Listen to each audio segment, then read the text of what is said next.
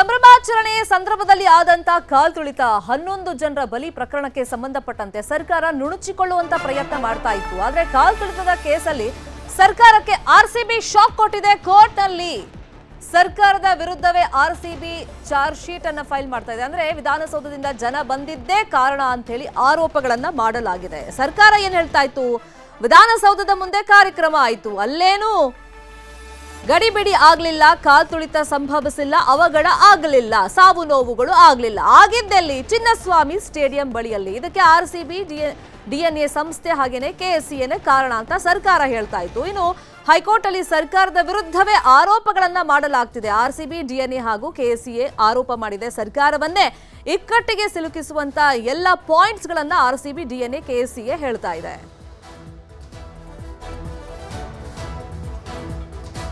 Chinnaswamy stadium ಬಳಿಯಲ್ಲಿ ಕಾಲ್ತುಳಿತ ಪ್ರಕರಣ ಸಂಬಂಧ ಹೈಕೋರ್ಟ್ ನಲ್ಲಿ ಇವತ್ತು ಹೈ ವೋಲ್ಟೇಜ್ ವಿಚಾರಣೆ ನಡೆಯುತ್ತೆ. ಹೈಕೋರ್ಟ್ ಒಂದಿಷ್ಟು ಪ್ರಶ್ನೆಗಳನ್ನ ಕೇಳಿದೆ ಸರ್ಕಾರಕ್ಕೆ. ನಿನ್ನೆ ವಾದ ಪ್ರತಿವಾದವನ್ನ ನಾವು ಗಮನಿಸ್ತಾ ಇದ್ವಿ. ತೀವ್ರ ರೀತಿಯಲ್ಲಿ ಆದಾಗ ಸರ್ಕಾರದ ಕಡೆಯಿಂದ ಸಿಎಂ ಡಿಸಿಎಂ ಜನರಿಗೆ, ಅಭಿಮಾನಿಗಳಿಗೆ ವಿಜಯೋತ್ಸವದಲ್ಲಿ ಪಾಲ್ಗೊಳ್ಳಿ ಅಂತ ಕರೆ ಕೊಟ್ಟಿರುವಂತ ವಿಡಿಯೋನು ಕೂಡ ಜಡ್ಜ್ಗೆ ತೋರಿಸಲಾಗಿದೆ. ಸಾಕಷ್ಟು ಪ್ರಶ್ನೆಗಳನ್ನ ಹೈಕೋರ್ಟ್ ಕೇಳಿದೆ. ಆ ಪ್ರಶ್ನೆಗಳಿಗೆ ಇವತ್ತು ಸರ್ಕಾರ ಯಾವ ತರ ಉತ್ತರ ಕೊಡುತ್ತೆ ನೋಡಬೇಕು. ಪ್ರಮುಖವಾಗಿ ಸರ್ಕಾರಕ್ಕೆ ಹೈಕೋರ್ಟ್ ಇಂದ 9 ಪ್ರಶ್ನೆಗಳನ್ನ ಕೇಳಲಾಗಿದೆ. ಯಾವೆಲ್ಲ ಪ್ರಶ್ನೆಗಳನ್ನ ಹೈಕೋರ್ಟ್ ಸರ್ಕಾರಕ್ಕೆ ಕೇಳಿದೆ, ನ್ಯೂಸ್ 18 ಕನ್ನಡಕ್ಕೆ ಎಕ್ಸ್ಕ್ಲೂಸಿವ್ ಆಗಿ ಈ ಬಗ್ಗೆ ಮಾಹಿತಿ ಲಭ್ಯವಾಗಿದೆ. ಅದಕ್ಕೆಲ್ಲ ಇವತ್ತು ಸರ್ಕಾರ ಉತ್ತರವನ್ನ ಕೊಡಬೇಕಾಗುತ್ತೆ. ಹಾಗಾದ್ರೆ ಕೋರ್ಟ್ ಕೇಳಿರುವಂತ ಪ್ರಶ್ನೆಗಳೇನು ಸರ್ಕಾರಕ್ಕೆ? ವಿಕ್ಟರಿ ಪರೇಡ್ ಆಯೋಜಕರು ಯಾರು? ಆಯೋಜನೆಯ ಪ್ಲಾನ್ ಹೇಗಿತ್ತು? ಇನ್ನು ಎರಡನೇ ಪ್ರಶ್ನೆ, ಸಂಚಾರ ನಿಯಂತ್ರಣಕ್ಕಾಗಿ ಯಾವ ಕ್ರಮಗಳನ್ನ ಕೈಗೊಳ್ಳಲಾಗಿತ್ತು ಸರ್ಕಾರದ ಕಡೆಯಿಂದ, ಪೊಲೀಸ್ ಕಡೆಯಿಂದ? ಮೂರನೇ ಪ್ರಶ್ನೆ, ಸಾರ್ವಜನಿಕರ ನಿಯಂತ್ರಣಕ್ಕಾಗಿ ಏನೆಲ್ಲ ಕ್ರಮವನ್ನ ಕೈಗೊಳ್ಳಲಾಗಿತ್ತು? ನಾಲ್ಕನೇದು, ವೈದ್ಯಕೀಯ ಸೇವೆ ಸೇರಿದಂತೆ ಯಾವ್ಯಾವ ಸೌಲಭ್ಯಗಳ ಬಗ್ಗೆ ತಯಾರಿ ನಡೆಸಲಾಗಿತ್ತು? ಐದನೇ ಪ್ರಶ್ನೆ, ಕಾರ್ಯಕ್ರಮದಲ್ಲಿ ಎಷ್ಟು ಜನ ಸೇರ್ತಾರೆ ಅಂತ ಒಂದು ನಿರೀಕ್ಷೆ ಇತ್ತು, ನಿರ್ಧಾರ ಆಗಿತ್ತು? 6, ಕಾಲ್ತುಳಿತವಾದಾಗ ಗಾಯಾಳುಗಳಿಗೆ ತುರ್ತು ಚಿಕಿತ್ಸೆಯನ್ನ ಕೊಟ್ರಾ ಇಲ್ವಾ? 7ನೇದು, ಗಾಯಾಳುಗಳನ್ನ ಆಸ್ಪತ್ರೆಗೆ ಸೇರಿಸೋದಕ್ಕೆ ಎಷ್ಟು ಹೊತ್ತು ಬೇಕಾಯಿತು? 8ನೇದು, 50,000ಕ್ಕಿಂತ ಹೆಚ್ಚು ಜನ ಸೇರುವಂತ ಕಡೆ ನಿರ್ವಹಣೆಗೆ ಎಸ್ಒಪಿ ಇದೆಯಾ? 9ನೇದು, ಕಾರ್ಯಕ್ರಮ ಆಯೋಜನೆಗೆ ಅನುಮತಿ ಇತ್ತಾ ಇಲ್ವಾ? ಇನ್ನು 10ನೇ ಪ್ರಶ್ನೆನು 9 ಪ್ರಶ್ನೆಗಳನ್ನ ಕೋರ್ಟ್ ಈಗ ಕೇಳಿದೆ. ಇದೇ ವಿಚಾರವಾಗಿ ಇನ್ನಷ್ಟು ಡೀಟೇಲ್ ಆಗಿ ಇನ್ಫಾರ್ಮೇಶನ್ ಕೊಡ್ತಾ ಹೋಗೋದಕ್ಕೆ ನೇರ ಸಂಪರ್ಕದಲ್ಲಿ ಕನೆಕ್ಟ್ ಆಗಿದ್ದಾರೆ ನಮ್ಮ ರಿಪೋರ್ಟರ್ ಮಂಜುನಾಥ್ ಚಂದ್ರ. ಪ್ರಮುಖವಾಗಿ 9 ಪ್ರಶ್ನೆಗಳನ್ನ ಈಗ ಕೋರ್ಟ್ ಕೇಳಿದೆ ಸರ್ಕಾರಕ್ಕೆ. ಮತ್ತೆ ಸರ್ಕಾರ ತಾನು ನುಣುಚಿಕೊಳ್ಳೋ ಪ್ರಯತ್ನ ಮಾಡಿ ಇತರೆ ಇಲಾಖೆಗಳ ಮೇಲೆ ಹಾಕ್ತಾ ಇತ್ತು. ತಂದೇನು ತಪ್ಪಿಲ್ಲ, ಅವ್ರದೇ ತಪ್ಪು ನೋಡ್ಕೊಳ್ಳಿ ಅಂತ ಹೇಳಿ ಈಗ ಕೋರ್ಟ್ ಯಾವ ತರ ಚಾಟಿ ಬೀಸುವಂತ ಸಂಭವ ಇದೆ? ಖಂಡಿತವಾಗ್ಲೂ ಶರ್ಮಿತಾ, ಸದ್ಯಕ್ಕೆ ಹೈಕೋರ್ಟ್ ಕೇಳಿದಂಥ ಕೆಲವು ಪ್ರಶ್ನೆಗಳಿಗೆ ಈಗಾಗಲೇ ಅದಕ್ಕೆ ಉತ್ತರ ಕೊಡೋಕ್ಕೆ ಪೊಲೀಸರು ಕೂಡ ಸಿದ್ಧತೆಯನ್ನು ನಡೆಸ್ತಾ ಇರ್ತಕ್ಕಂಥದ್ದು.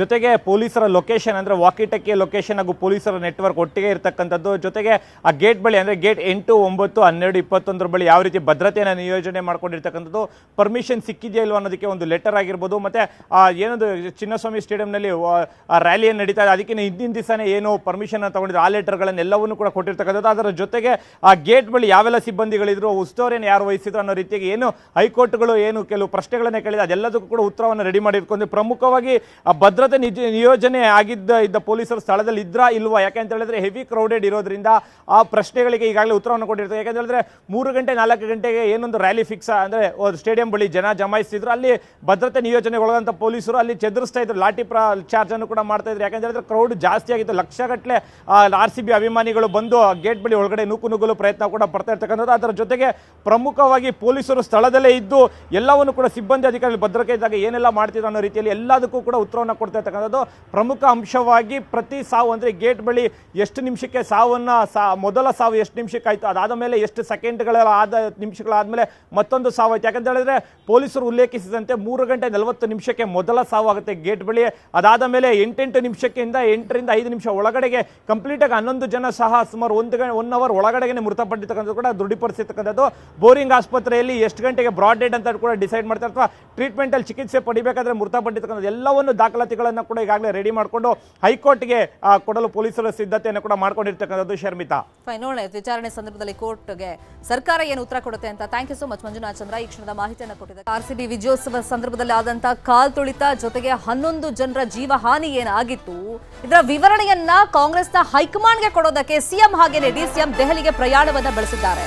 ಹೈಕಮಾಂಡ್ಗೆ ಇವತ್ತು ಕಾಲ್ತುಳಿತದ ರಿಪೋರ್ಟ್ ಅನ್ನ ಇಬ್ರು ಕೂಡ ಕೊಡ್ತಾರೆ. ಪ್ರತ್ಯೇಕವಾಗಿ ಇವರನ್ನ ಮಾತನಾಡಿಸಲಾಗುತ್ತಾ ಅಥವಾ ಒಟ್ಟಿಗೆ ಕೂರಿಸಿ ಮಾತನಾಡಲಾಗುತ್ತಾ ಅನ್ನೋದು ಈಗಿರುವಂತ ಕುತೂಹಲ. ಒಟ್ಟಿನಲ್ಲಿ ಮುಜುಗರ ಏನಾಗಿದೆ, ಭಾರಿ ಡ್ಯಾಮೇಜ್ ಏನು ಕಾಂಗ್ರೆಸ್ಗೆ ಆಗಿದೆ, ಅದನ್ನ ತಪ್ಪಿಸ್ಕೊಳ್ಳುವಂತ ನಿಟ್ಟಿನಲ್ಲಿ ಅಥವಾ ಡ್ಯಾಮೇಜ್ ಕಂಟ್ರೋಲ್ ಮಾಡುವಂತ ನಿಟ್ಟಿನಲ್ಲಿ ಸರ್ಕಸ್ ಅನ್ನ ಮಾಡಲಾಗ್ತಾ ಇದೆ. ರಾಷ್ಟ್ರ ಮಟ್ಟದಲ್ಲಿ ಈ ಕಾಲ್ತುಳಿತ ಕೇಸ್ನಿಂದ ಕಾಂಗ್ರೆಸ್ಗೆ ತೀವ್ರ ರೀತಿಯಲ್ಲಿ ಮುಜುಗರ ಆಗಿದೆ. 11 ಮಂದಿ RCB ಫ್ಯಾನ್ ಸಾವಿಗೆ ವಿಪಕ್ಷ ಅಷ್ಟೇ ಅಲ್ಲ, ಜನರಿಂದಲೂ ಕೂಡ ತೀವ್ರ ರೀತಿಯಲ್ಲಿ ಆಕ್ರೋಶ ವ್ಯಕ್ತವಾಗ್ತಾ ಇದೆ. ವಿಜಯೋತ್ಸವದ ಸಂದರ್ಭದಲ್ಲಿ RCB ಅಭಿಮಾನಿಗಳು ಎಷ್ಟು ಸಂಖ್ಯೆಯಲ್ಲಿ ಬರ್ತಾರೆ ಅಂತ ಒಂದು ನಿರೀಕ್ಷೆ ಜನರಿಗೆ ಇತ್ತು. ಸರ್ಕಾರಕ್ಕೆ ಇರಲಿಲ್ವಾ, ಪೊಲೀಸ್ ಇಲಾಖೆಗೆ ಇರಲಿಲ್ವಾ, RCB ಮ್ಯಾನೇಜ್ಮೆಂಟ್ಗೆ ಇರಲಿಲ್ವಾ? ಮತ್ತೆ ಈ ಪ್ರಕರಣ ಆದ್ಮೇಲೆ ಸರ್ಕಾರ ಈಗಲೂ ತನ್ನದೇನೂ ತಪ್ಪಿಲ್ಲ ಅಂತೇಳಿ ನುಣುಚಿಕೊಳ್ಳುವಂತ ಪ್ರಯತ್ನಗಳನ್ನ ಮಾಡ್ತಾ ಇದೆ. ಜವಾಬ್ದಾರಿಯನ್ನ ಹೊರೋದಕ್ಕೆ ರೆಡಿ ಇಲ್ಲ. ಈ ನಿಟ್ಟಿನಲ್ಲಿ ಸಾಕಷ್ಟು ಆಕ್ರೋಶ ವ್ಯಕ್ತವಾಗ್ತಿದೆ. ಹೀಗಾಗಿ ರಾಹುಲ್ ಗಾಂಧಿ ಅವರೇ ಖುದ್ದಾಗಿ ಬುಲಾವ್ ಕೊಟ್ಟಂತ ಬೆನ್ನಲ್ಲೇ DK ಶಿವಕುಮಾರ್ ಹಾಗೇನೆ ಸಿದ್ದರಾಮಯ್ಯ ಅವರು ದೆಹಲಿಗೆ ಪ್ರಯಾಣವನ್ನ ಆಲ್ರೆಡಿ ಬೆಳೆಸಿದ್ದಾರೆ. ಇದೇ ವಿಚಾರವಾಗಿ ಇನ್ನಷ್ಟು ಡೀಟೇಲ್ ಆಗಿ ಇನ್ಫಾರ್ಮೇಶನ್ ಕೊಡ್ತಾ ಹೋಗೋದಕ್ಕೆ ನೇರ ಸಂಪರ್ಕದಲ್ಲಿ ಕನೆಕ್ಟ್ ಆಗಿದ್ದಾರೆ ನಮ್ಮ ಪೊಲಿಟಿಕಲ್ ಬ್ಯೂರೋ ರಿಪೋರ್ಟರ್ ಹೇಬಾಕ ತಿಮ್ಮೇಗೌಡ್ರೆ. ನೆನ್ನೆನೂ ಇನ್ಫ್ಯಾಕ್ಟ್ DK ಶಿವಕುಮಾರ್ ಅವರು ದೆಹಲಿಗೆ ಹೋದಾಗ ಅದು ಬೇರೆ ವಿಷಯಕ್ಕೆ ಅಂತ ಆಮೇಲೆ ಗೊತ್ತಾಯ್ತು. BBMP ಅಧಿಕಾರಿಗಳ ಜೊತೆಗೆ ಹೋಗಿದ್ರು, ಹೈಕಮಾಂಡ್ ನಾಯಕರನ್ನ ಭೇಟಿ ಮಾಡೋ ಪ್ರಯತ್ನ ಮಾಡ್ತಾರ ಅಂತ ಕುತೂಹಲ ಇತ್ತು. ಸೊ ಈ ನಿಟ್ಟಿನಲ್ಲಿ ಇವತ್ತು ಕಾಲ್ತುಳಿತ ಕೇಸ್ ವಿಷಯವಾಗಿನೇ ಎಕ್ಸ್ಪ್ಲನೇಷನ್ ಹೆಂಗ್ ಕೊಡುತ್ತೆ ಸರ್ಕಾರ ಅನ್ನೋ ಕುತೂಹಲ. ಪ್ರತ್ಯೇಕವಾಗಿ ಮಾತಾಡಿಸ್ತಾರ, ವಿವರಣೆ ಪಡ್ಕೊಳ್ತಾರಾ, ಅಥವಾ ಇಬ್ರು ಒಟ್ಟಿಗೆ ಕೂರಿಸಿ ಎಕ್ಸ್ಪ್ಲನೇಷನ್ ಪಡ್ಕೊಳ್ಳಲಾಗುತ್ತಾ? ಯಾರ್ಯಾರನ್ನ ಭೇಟಿ ಮಾಡ್ತಾ ಇದ್ದಾರೆ ಇಬ್ರು? ಸದ್ಯದ ಮಟ್ಟಿಗೆ ನಮ್ಮ ನ್ಯೂಸ್ 18ಗೆ ಲಭ್ಯ ಆಗಿರ್ತಕ್ಕಂಥ ಮಾಹಿತಿ ಪ್ರಕಾರ ಉಭಯ ನಾಯಕರಿಬ್ಬರನ್ನು ಕೂಡ ಕೂರಿಸಿ ಅವರಿಂದ ವಿವರಣೆಯನ್ನು ಪಡೆಯುವಂಥ ಒಂದು ಸಾಧ್ಯತೆಗಳೇ ದಟ್ಟವಾಗಿದ್ದಾವೆ ಅನ್ನುವಂಥ ಒಂದು ಮಾಹಿತಿ. ಯಾಕಂತ ಹೇಳಿದ್ರೆ ಚಿನ್ನಸ್ವಾಮಿ ಕ್ರೀಡಾಂಗಣದಲ್ಲಿ ನಡೆದಿರ್ತಕ್ಕಂಥ ಕಾಲ್ತುಳಿತ ಪ್ರಕರಣ ಇದೆಯಲ್ಲ, ಅದು ಕಾಂಗ್ರೆಸ್ ಸರ್ಕಾರದ ಕರ್ನಾಟಕ ಮಾಡೆಲ್ಗೆ ಒಂದು ರೀತಿ ಕಳಂಕ ಅಂತೇಳಿ ವಿಶ್ಲೇಷಣೆ ಮಾಡಲಾಗ್ತಾ ಇರ್ತಕ್ಕಂಥದ್ದು. ಯಾಕಂತ ಹೇಳಿದ್ರೆ ಮುಖ್ಯಮಂತ್ರಿ ಸಿದ್ದರಾಮಯ್ಯನವರ ಅವಧಿಯಲ್ಲಿ ಇಂಥದ್ದೊಂದು ಘನಘೋರ ದೊಡ್ಡ ದುರಂತ ನಡೆದಿರ್ತಕ್ಕಂಥ ಹಿನ್ನೆಲೆಯಲ್ಲಿ ಸಹಜವಾಗಿ ಇದೊಂದು ರೀತಿ ಆಡಳಿತ ವೈಫಲ್ಯ ಅಂತೇಳಿ ಪ್ರತಿಪಕ್ಷಗಳು ಆರೋಪವನ್ನು ಮಾಡ್ತಾ ಇದ್ರೆ, ಪ್ರತಿಪಕ್ಷಗಳ ಆರೋಪವನ್ನು ಒಂದು ರೀತಿ ಆರೋಪಗಳಿಗೆ ಪುಷ್ಟಿ ನೀಡುವಂತೆ ಕಾಂಗ್ರೆಸ್ ಸರ್ಕಾರದ ಸಚಿವರುಗಳೇ ಹೌದು ಆಡಳಿತ ವೈಫಲ್ಯ ಆಗಿದೆ, ಹೌದು ಗುಪ್ತಚರ ಇಲಾಖೆ ವೈಫಲ್ಯವಾಗಿದೆ ಅನ್ನುವಂಥ ನಿಟ್ಟಲ್ಲಿ ಒಪ್ಕೊಳ್ತಾ ಇದ್ದಾರೆ. ಸೊ ಹೀಗಾಗಿ ಈ ಒಂದು ಪ್ರಕರಣ ಇದೀಗ ರಾಷ್ಟ್ರ ಮಟ್ಟದಲ್ಲಿ ತೀವ್ರ ಮುಖಭಂಗಕ್ಕೆ, ಅಂದರೆ ರಾಷ್ಟ್ರ ಮಟ್ಟದಲ್ಲಿ ಕಾಂಗ್ರೆಸ್ ತೀವ್ರ ಮುಖಭಂಗ ಮತ್ತು ತೀವ್ರ ಮುಜುಗರಕ್ಕೆ ಒಳಗಾಗಿರ್ತಕ್ಕಂಥ ಹಿನ್ನೆಲೆಯಲ್ಲಿ ಇದೀಗ ರಾಹುಲ್ ಗಾಂಧಿಯವರು ಮುಖ್ಯಮಂತ್ರಿ ಸಿದ್ದರಾಮಯ್ಯ ಮತ್ತು ಉಪಮುಖ್ಯಮಂತ್ರಿ DK ಶಿವಕುಮಾರ್ ಇಬ್ಬರೂ ನಾಯಕರಿಗೆ ಬುಲಾವನ್ನ ಕೊಟ್ಟರು. ನೋಡಿ, ನಿನ್ನೆ ಘನತ್ಯಾಜ್ಯ ವಿಲೇವಾರಿ ಸಂಬಂಧ ದೆಹಲಿ ಪ್ರವಾಸವನ್ನು ಕೈಗೊಂಡು ಅಲ್ಲಿ ಅಧ್ಯಯನ ಪ್ರವಾಸಕ್ಕೆ ತೆರಳದಂಥ DK ಶಿವಕುಮಾರ್ ಅವರು ನಿನ್ನೆಯೇ ಏನು ಕಾಂಗ್ರೆಸ್ ವರಿಷ್ಠರನ್ನು ಭೇಟಿ ಮಾಡ್ತಾರೆ ಅನ್ನುವಂಥ ಒಂದು ಮಾಹಿತಿ ಲಭ್ಯ ಆಗಿತ್ತು. ಆದರೆ DK ಶಿವಕುಮಾರ್ ನಿನ್ನೆ ಯಾರನ್ನು ಕೂಡ ಭೇಟಿ ಮಾಡಿಲ್ಲ. ಅವ್ರಿಗೊಂದು ರೀತಿ ಮುನ್ಸೂಚನೆ ಇತ್ತೇನೋ ಉಭಯ ನಾಯಕರಿಬ್ಬರನ್ನು ಕೂಡ ಕರೆಸ್ತಾರೆ, ಆ ಮೂಲಕವಾಗಿ ಅಲ್ಲಿ ಒಂದು ರೀತಿ ಸ್ಪಷ್ಟನೆ ಪಡಿತಾರೆ ಅನ್ನುವಂಥ ನಿಟ್ಟಲ್ಲಿ ಅವರು ನೇರವಾಗಿ ಅಧ್ಯಯನ ಪ್ರವಾಸವನ್ನು ಮುಗಿಸಿ ನಿನ್ನೆ ರಾತ್ರಿ ಬೆಂಗಳೂರಿಗೆ ವಾಪಸ್ ಆಗಿದ್ರು. ಇವತ್ತು ಬೆಳಗ್ಗೆ ಮುಂಜಾನೆ ಮುಖ್ಯಮಂತ್ರಿ ಸಿದ್ದರಾಮಯ್ಯನವ್ರ ಜೊತೆಗೆ ಕೆಂಪೇಗೌಡ ಏರ್ಪೋರ್ಟ್ನಿಂದ ದೆಹಲಿಯತ್ತ ಪ್ರಯಾಣವನ್ನು ಬೆಳೆಸಿದ್ದಾರೆ. ಇನ್ನೇನು ಕೆಲವೇ ಕ್ಷಣಗಳಲ್ಲಿ ದೆಹಲಿಯ ಇಂದಿರಾ ಗಾಂಧಿ ಅಂತಾರಾಷ್ಟ್ರೀಯ ವಿಮಾನ ನಿಲ್ದಾಣಕ್ಕೆ ತೆರಳುತ್ತಾ ಇದ್ದಾರೆ. ಆ ಬಳಿಕ 10 ಗಂಟೆ ವೇಳೆಗೆ ದೆಹಲಿಯನ್ನು ತಲುಪ್ತಾರೆ. ಆ ಬಳಿಕ ಸುಮಾರು 11ರಿಂದ 12 ಗಂಟೆ ವೇಳೆಗೆ ನವದೆಹಲಿಯ AICC ನಾಯಕ ಹಾಗೂ ಲೋಕಸಭೆ ಪ್ರತಿಪಕ್ಷ ನಾಯಕ ರಾಹುಲ್ ಗಾಂಧಿಯವರ ನಿವಾಸದಲ್ಲಿ ಉಭಯ ನಾಯಕರಿಬ್ಬರು ಕೂಡ ಕಾಂಗ್ರೆಸ್ ವರಿಷ್ಠರನ್ನ ಭೇಟಿ ಮಾಡ್ತಾ ಇದ್ದಾರೆ. ಈ ಸಂದರ್ಭದಲ್ಲಿ ಘಟನೆ ಹೇಗಾಯಿತು, ಘಟನೆಗೆ ಕಾರಣ ಏನು, ಮತ್ತೊಂದು ಕಡೆಗೆ ಕಾರ್ಯಕ್ರಮದ ಆಯೋಜನೆ ಮಾಡಿದ್ದೆ ಹೇಗೆ, ಕಾರ್ಯಕ್ರಮವನ್ನು ಆಯೋಜನೆ ಮಾಡುವಂತೆ ಪ್ರಸ್ತಾವನೆ ಸಲ್ಲಿಸಿದ್ದಾರು, ಒತ್ತಡ ಹೇರಿದ್ದಾರು, ಈ ನಿಟ್ಟಿನಲ್ಲಿ ಹೈಕಮಾಂಡ್ ಕೇಳುವಂಥ ಒಂದು ಪ್ರಶ್ನೆಗಳಿಗೆ ಉಭಯ ನಾಯಕರಿಬ್ಬರು ಕೂಡ ಉತ್ತರವನ್ನು ನೀಡಲಿದ್ದಾರೆ. ಯಾಕಂತ ಹೇಳಿದ್ರೆ ಸಹಜವಾಗಿ ಬೆಂಗಳೂರು ನಗರಾಭಿವೃದ್ಧಿ ಸಚಿವ DK ಶಿವಕುಮಾರ್ ಅವರೇ ಆಗಿರ್ತಕ್ಕಂಥ ಹಿನ್ನೆಲೆಯಲ್ಲಿ ಚಿನ್ನಸ್ವಾಮಿ ಕ್ರೀಡಾಂಗಣದಲ್ಲಿ ನಡೆಯುವಂಥ ಒಂದು ಕಾರ್ಯಕ್ರಮ ಏನಿತ್ತು, ಅಂದರೆ ವಿಜಯೋತ್ಸವ ಏನಿತ್ತು, ಆ ಒಂದು ವಿಜಯೋತ್ಸವದ ಉಸ್ತುವಾರಿಯನ್ನು ನೋಡ್ಕೊಳ್ಬೇಕಾಗಿತ್ತು ಅನ್ನುವಂಥ ನಿಟ್ಟಲ್ಲಿ ಆಂತರಿಕವಾಗಿ CM ಆಪ್ತರು ಚರ್ಚೆಯನ್ನು ಮಾಡ್ತಾ ಇರ್ತಕ್ಕಂಥದ್ದು. ಸೊ ಹೀಗಾಗಿ ಆ ಒಂದು ವಿಜಯೋತ್ಸವದ ಕಾರ್ಯಕ್ರಮದ ಮೇಲೆ DK ಶಿವಕುಮಾರ್ ಅವರು ನಿಗಾವನ್ನು ವಹಿಸಬೇಕಾಯಿತು.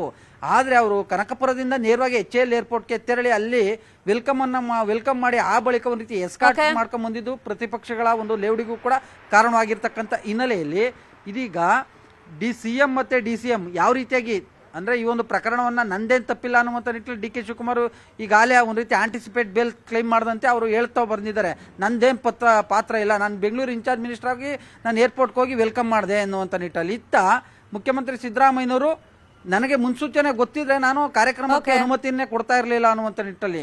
ಯಾಕಂತ ಹೇಳಿದ್ರೆ ಪೊಲೀಸ್ ಅಧಿಕಾರಿಗಳ ಮೇಲೆ ಈ ಒಂದು ಜವಾಬ್ದಾರಿಯನ್ನು ಹೊರಿಸಿ ಅವರನ್ನು ಅಮಾನತು ಮಾಡೋದ್ರ ಮುಖಾಂತರ ಪ್ರಕರಣದಿಂದ ಅಂತರವನ್ನು ಕಾಯ್ದುಕೊಂಡಿರ್ತಕ್ಕಂಥದ್ದು. ಸೊ ಹೀಗಾಗಿ ಇವತ್ತು ಉಭಯ ನಾಯಕರಿಬ್ಬರು ಕೂಡ ರಾಹುಲ್ ಗಾಂಧಿ ಅವ್ರಿಗೆ ಯಾವ ರೀತಿಯಾಗಿ ಸ್ಪಷ್ಟನೆಯನ್ನು ಕೊಡ್ತಾರೆ, ಮತ್ತೊಂದು ಕಡೆಯಾಗಿ ಈ ಒಂದು ಪ್ರಕರಣಕ್ಕೆ ಸಂಬಂಧಪಟ್ಟಂತೆ ರಾಜಕೀಯ ತಲೆದಂಡ ಆಗುತ್ತಾ ಅನ್ನುವಂಥದ್ದು ರಾಜ್ಯ ರಾಜಕಾರಣದಲ್ಲಿ ಸದ್ಯಕ್ಕೆ ಮೂಡಿರುವಂತ ಒಂದು ಕುತೂಹಲ ಶರ್ಮಿತಾ. ಜನನು ಇದನ್ನೇ ಕೇಳ್ತಿರೋದು, ಪೊಲೀಸ್ ಇಲಾಖೆ ವೈಫಲ್ಯ ಅಂತ ಅಮಾನತು ಮಾಡ್ತೀರಾ, ಹಾಗಾದ್ರೆ ಸರ್ಕಾರದ ಕಡೆಯಿಂದ ಯಾರು ಜವಾಬ್ದಾರಿ ತಗೊಳ್ತೀರಾ ಅಂತ ನೋಡೋಣ ಹೈಕಮಾಂಡ್ ಏನ್ ಹೇಳುತ್ತೆ ಅಂತ. ಥ್ಯಾಂಕ್ ಯು ಸೋ ಮಚ್ ತಿಮ್ಮೇಗೌಡ್ರೆ, ಇನ್ಫಾರ್ಮೇಶನ್ ಅನ್ನ ಕೊಡಿ.